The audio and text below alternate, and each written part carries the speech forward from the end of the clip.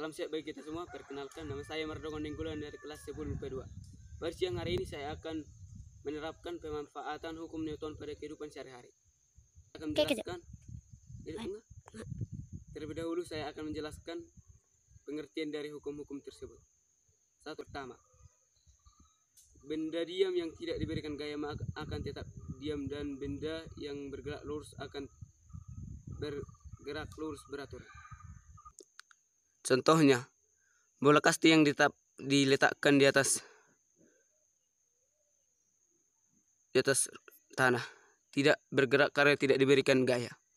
Hukum Newton 2 atau percepatan, yaitu percepatan suatu benda sebanding dengan gaya benda dan berbanding terbalik dengan massa benda.